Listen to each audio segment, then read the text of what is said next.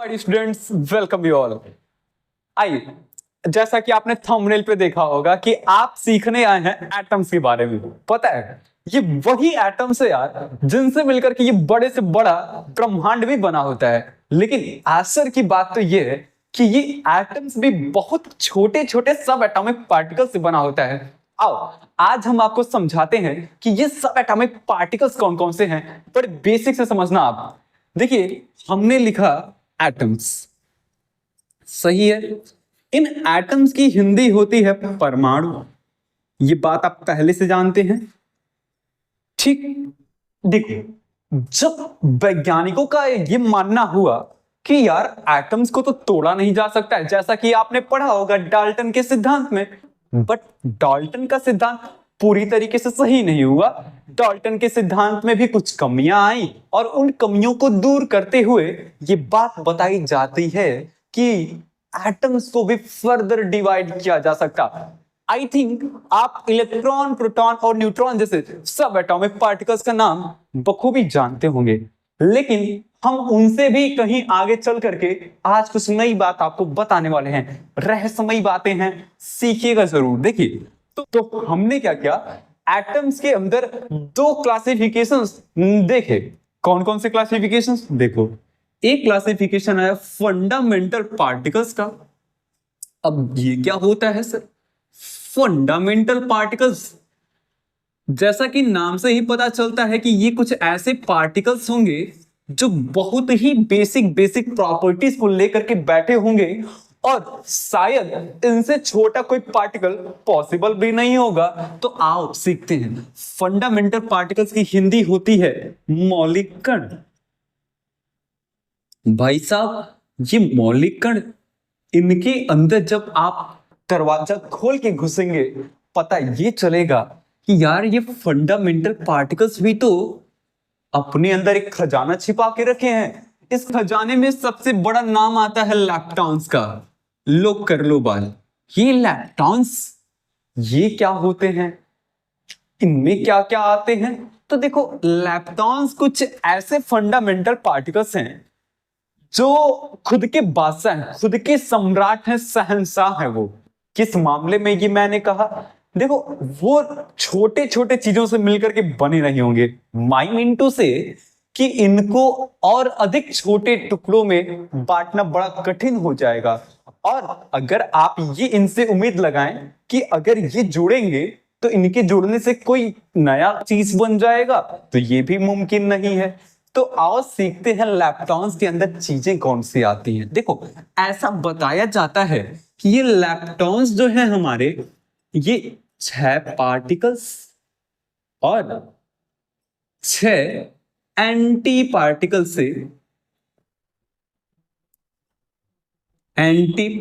से सीखे जा सकते हैं। अब मैं आपको बताऊं, 6 एंटी पार्टिकल्स को आप हायर क्लासेस में जाकर के समझते हैं। आपको समझना चाहिए पार्टिकल्स, 6 एंटी पार्टिकल्स कौन से हैं, ठीक है।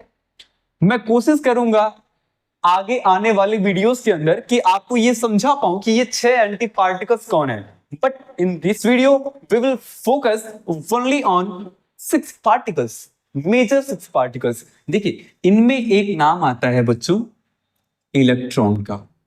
नाम तो सुना ही होगा। ये वही इलेक्ट्रॉन है जिसके ऊपर चार्ज होता है -1 e का। आपको पता होना चाहिए कि इन इलेक्ट्रॉन्स के अलावा भी कुछ म्यूऑन जैसे भी लैप्टॉन्स हमारे पास मौजूद हैं। म्यूऑन, ठीक है, ध्यान रखिएगा।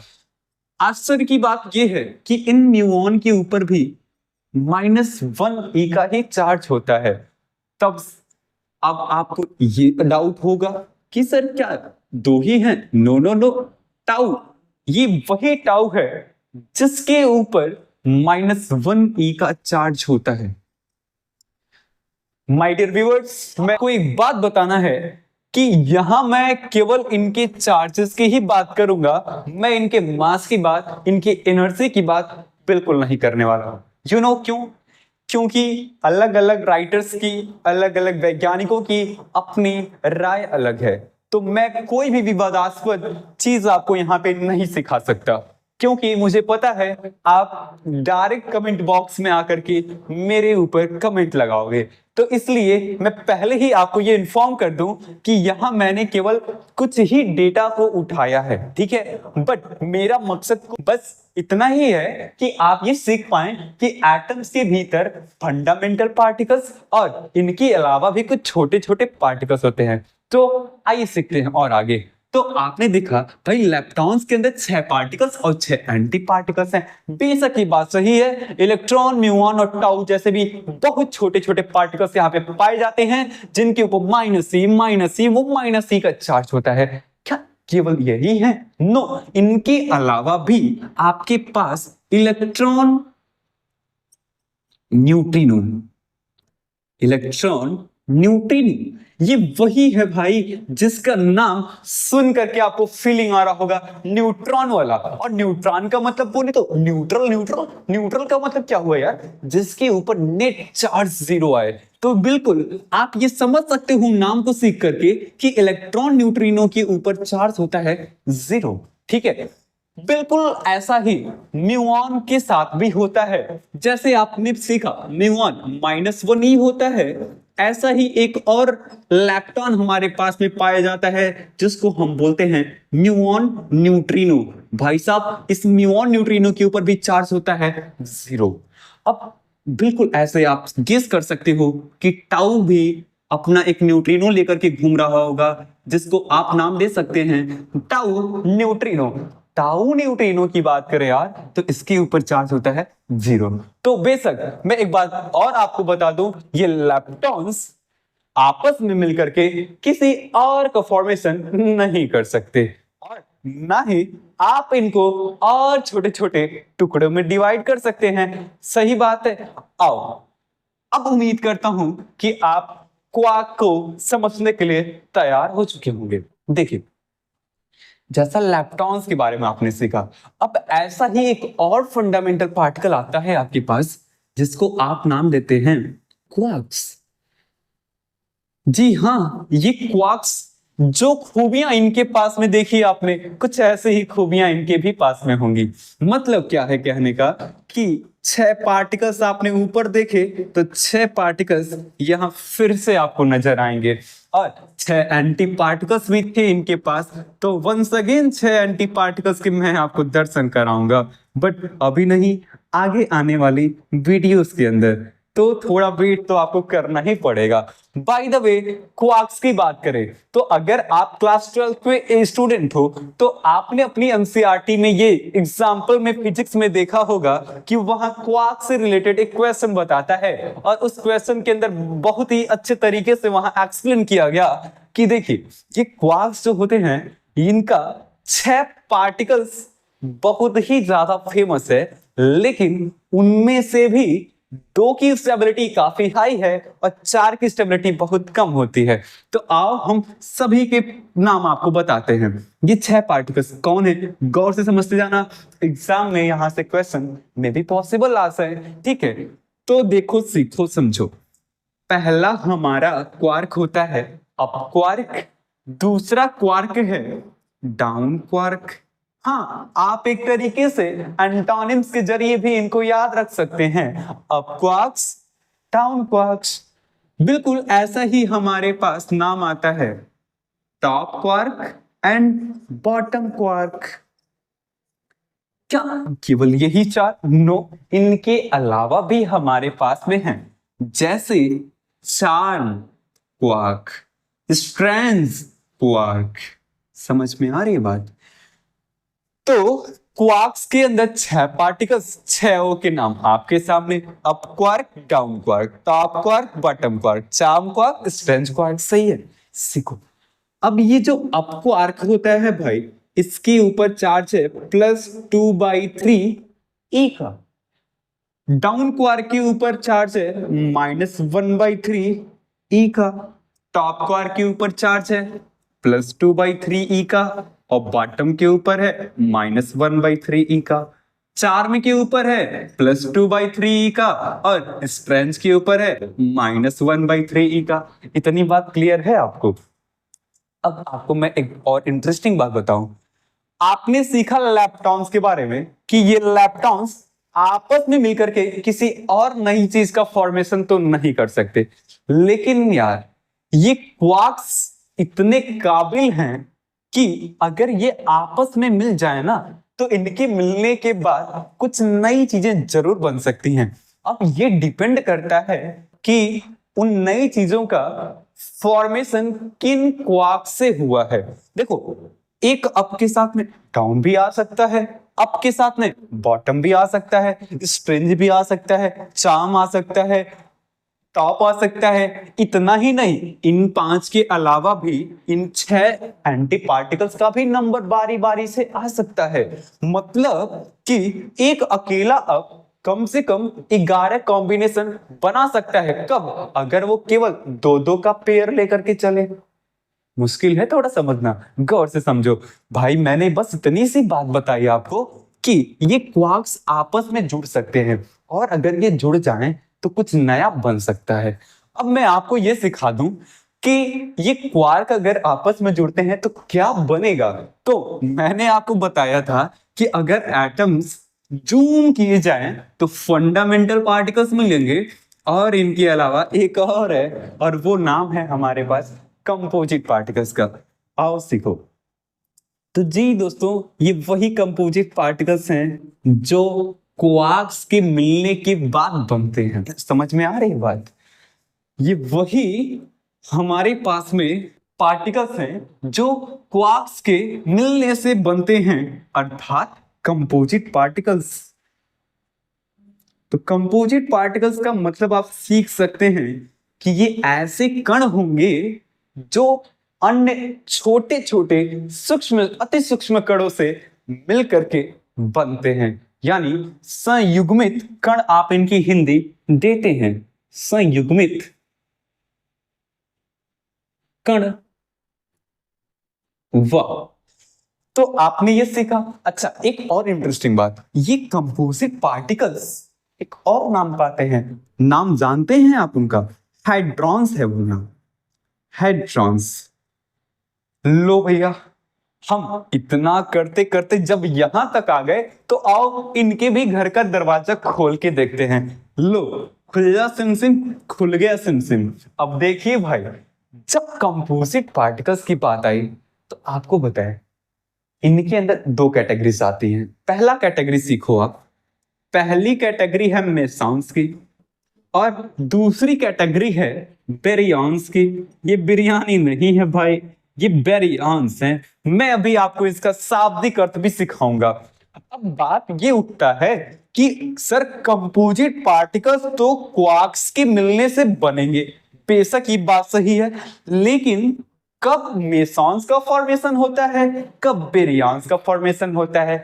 तो देखिए, जब कभी भी दो क्वार्क्स, कोई से भी दो क्वार्क्स आपस में मिलते हैं तो उनके मिलने से जिस कंपोजिट पार्टिकल या जिस हाइड्रॉन का फॉर्मेशन होगा उसे हम नाम देंगे मेसॉन्स।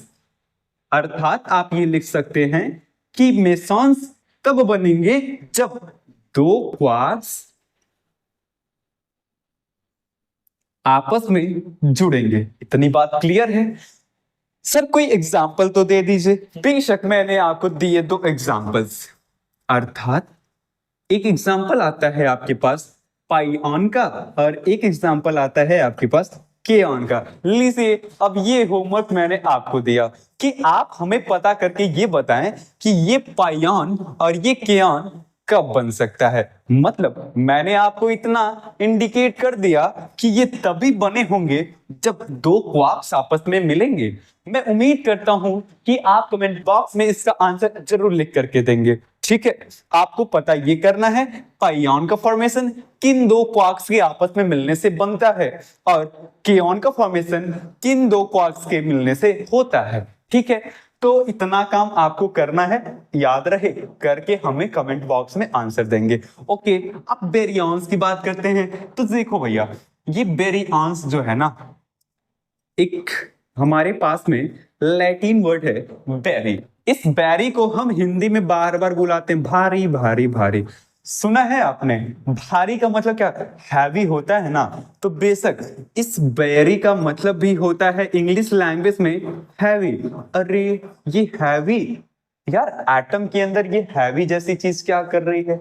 तो जब तक आपको ये सब कुछ नहीं पता था तब तक तो आप इतना जरूर जानते थे कि हाँ इस एटम के अंदर इलेक्ट्रॉन होता है, प्रोटॉन होता है और न्यूट्रॉन होता है। हाँ आपको ये भी पता था कि इन इलेक्ट्रॉन्स के पास में मास बहुत कम होता है और प्रोटॉन और न्यूट्रॉन एक जैसे मास वाले मैसिव पार्टिकल्स होते हैं और इनके पास में ये जो मास होता है भाई काफी अधिक होता है। किसकी तुलना में, तो इन इलेक्ट्रॉन्स की तुलना में। कितना होता है, तो नियर अबाउट 1837 गुना होता है। कौन ज्यादा भारी है, तो भाई इलेक्ट्रॉन 1837 गुना हल्का है और प्रोटॉन और न्यूट्रॉन उतना ही ज्यादा भारी है। समझ में आ रही है बात, खैर छोड़ते हैं।